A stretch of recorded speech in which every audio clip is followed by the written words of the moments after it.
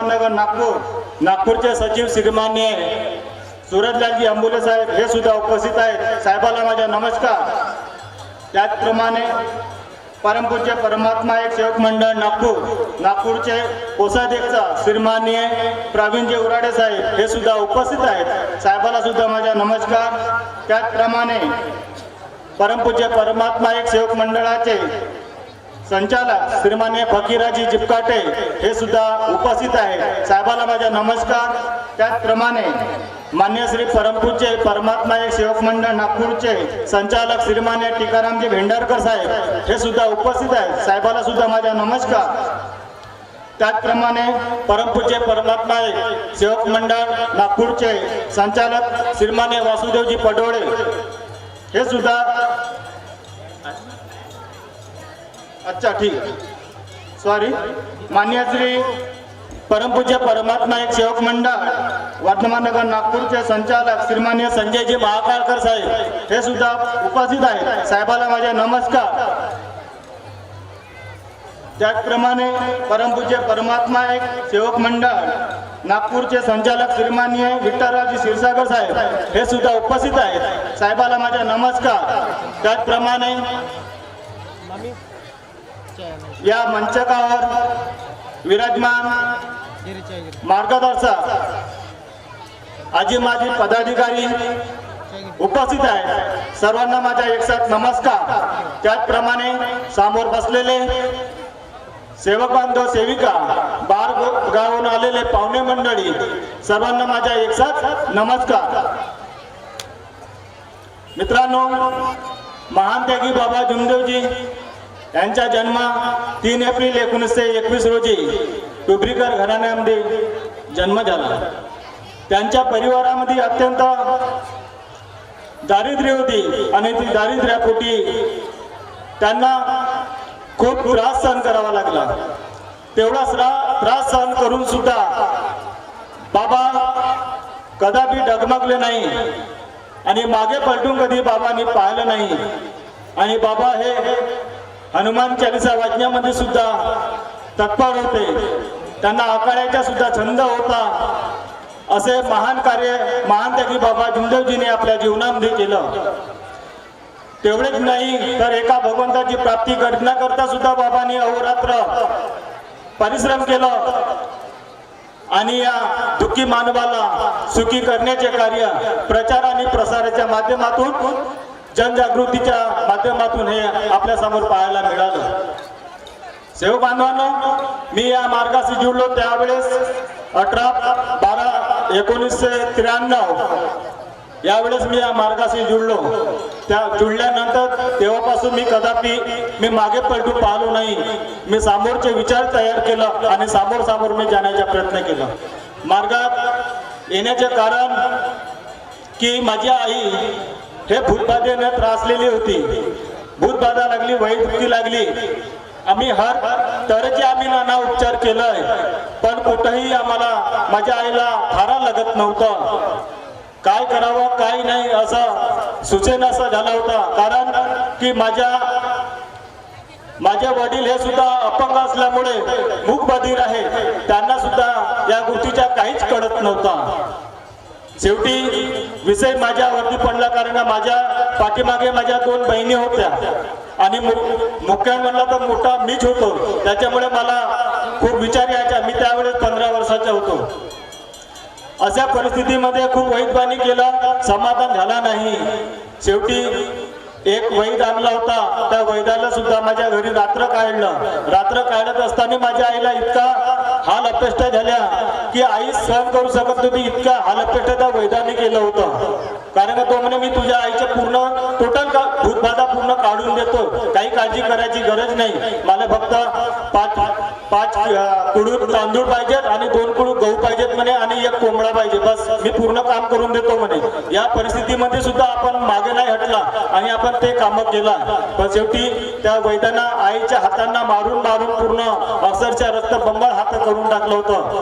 त्यावेळेस मला राहून नाही झाला. मी म्हणलं काय काकाजी तुम्हाला वैधवानी काढण्यासाठी काय आणलं की तुम्हाला ह्या आईला मारायसाठी आणला?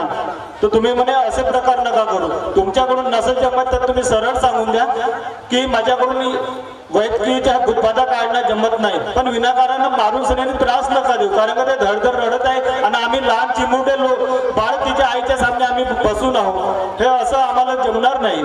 मग आम्ही विचार केला की इकडे तिकडे थकून चुकलो, पण आपल्याला कधी कुठंच थारा मिळाला नाही. शेवटी आम्ही आमच्या घराशेजारी मार्गाशी जुळलेले काही कुटुंबातील लोक होते, त्यांना मी विचारलंय की दादा तुम्ही या मार्गाशी जुळल्या तर कार्य वगैरे कुठून घेतलंय? त्यावेळेस त्यांनी मला सांगितलं की आम्ही वैरागडे गुरुजीकडून भंडाऱ्याला जे वैरागडे गुरुजी आहेत, परबागडचे वैरागडे गुरुजी, त्यांच्याकडून आम्ही कार्य घेतलं. तर मग मी सुद्धा म्हणलं की चला भाऊ मला बी मी या मार्गाशी जुळल्याशिवाय मला पर्याय नाही. कारण का मला तर व्यसन अजिबात कोणताच नव्हता, ना दारूचा होता, ना बिडीचा, नाही तंबाखू, आता बी नाही आहे आणि अगोदर बी नव्हता. मी समजा मी व्यसनाचं कधी केलंच नाही जीवनामध्ये, माझ्या अजून लागला पण नाही. तर म्हणलं ठीक आहे, पण तो मार्ग स्वीकारायच्या अगोदर सुद्धा माझ्या 8 वर्षाच्या माझ्या एक चिमुकटा भाऊ होता, तो सुद्धा वैद्यानं घात करून त्यानं सुद्धा घेऊन गेला. अशा परिस्थितीमध्ये मी हातात झालो. शेवटी एवढ्या टेन्शन मध्ये माझ्या आजोबा माझी आजी ते सुद्धा टेन्शन मध्ये चालले गेले. कारण की या मुक्या पिशाचा परिवार हा पूर्ण उद्ध्वस्त होत आहे. अशी परिस्थिती माझ्या परिवारावर ओढवली. हे जेव्हा माझ्या आजोबाला पडलं तेव्हा माझ्या आजोबाने टेन्शन घेतलं आणि त्याने सुद्धा आपलं घरदार सोडलं. अशी कहाणी माझ्या परिवारामध्ये झाली. असो, कारण का कोण नाही कोणी आपला तारणहार असते. या सदैव मी या मार्गाशी जुळलो आणि मार्गाशी जुळल्यानंतर माझी आई वगैरे आता बी चांगलीच आहे, वडील बी आहेत, काही काळजी नाही. त्यांच्या पालन पोषण सुद्धा मी आई वडिलांचे मी आजही करत आहोत. माझा एक मुलगा 12वीला आता आहे, पण मॅट्रिक बेसिसवर त्याने ITI वगैरे केलं आहे, तो निघाला आहे. समोरचे त्याची वाटचाल सुद्धा चालू आहे. एका मुलीच्या सुद्धा मी लग्न केलं. पुणे या ठिकाणी जावई आहे नोकरीवरती, सुंदर आहे, ते निर्व्यसनी आहे, चांगला परिवार आहे. तर मी सेवक बांधवांना मी एकच विनंती करेन की बाबाने तत्वशब्द नियम हे आपल्याला चांगल्यासाठी दिलं आहे, वाईटासाठी नाही. तर ते चांगले मानून सनेनी तुम्ही आपल्यामध्ये स्वीकाराल असं मी आपल्यास विनंती करतो. कारण की महात्यागी बाबा जुंदोजी यांचे कार्य खूप मोलाचे आहे. काही ठिकाणी मी पाहतो आजही बी काही ठिकाणी सकाळची विनंती सायंकाळी सुद्धा कापड्या ज्योतीमध्ये करतात. ही परिस्थिती आजही बी आहे. तर असा कदापि सेवकांना मार्गदर्शक साहेबांना मी विनंती करतो की असं कदापि करून घेऊ नका. कारण की मंडळाचे आदेश आहे, त्या मंडळाच्या आदेशाचे पालन करा. ज्या वेळेस मौदा आश्रम या ठिकाणी जो 3 दिवसाचा शिबिर झालेला होता, त्या शिबिरमध्ये संपूर्ण मार्गदर्शक तिथं उपस्थित होते. सर्व मार्गदर्शकाच्या सानिध्यामध्ये नियमावली सुद्धा वाचन करण्यात आली आणि सांगण्यात सुद्धा आली. त्याचे तुम्हाला परिपूर्ण माहिती आहे. तर त्या माहितीच्या आधारे सेवकांना समजून सांगा. आज काही सेवक टीकाच लावतात, बुक रक्षाच लावतात. हे बरोबर नाही. हे प्रथा मंडळाने बंद करायला सांगितलं. लावल्यानेच काय भेटणार आहे आपल्याला? आणि नाही लावलं तर नाही परमेश्वर आपल्याजवळ उभं राहणार का? उभं राहणार आहे ना. मग कशाला तुम्ही विनाकामन आपल्या अंगाला राखुंड्या लावत्या? राखुंडी लावणं बंद करा. सकाळची विनंती सकाळीच करा आणि सायंकाळची प्रार्थना हे सायंकाळीच व्हायला पाहिजे. हा मंडळाचा आदेश आहे. मग सकाळची विनंती आहे, तुम्ही सायंकाळी विनंती आलीच कुठे? सायंकाळी प्रार्थना आहे ना, मग विनंती कशाला करायच्या? हे असे काही छोट्या मोठ्या चुका आहेत, ह्या दुरुस्त करावं अशी मी आपणास विनंती करतो आणि मी माझ्या शब्दाला इथेच थांबवतो. सर्वांना माझा नमस्कार. धन्यवाद साहेब. सुंदर विचार आपण या ठिकाणी दिलेले आहात. आणि खऱ्या सेवकांनो, आजही सेवकांमध्ये खूप सारी अंधश्रद्धा आहे. आजही यांनी ज्या गोष्टी बोललेल्या आहेत ते सत्य आहे. आणि आजही साध्या कार्यामध्ये मांसाहार बंदचा आदेश काही मार्गदर्शक आमच्यासारखे देत आहेत. परंतु फक्त असाध्य रोग्यांसाठीच हा बंधन आहे.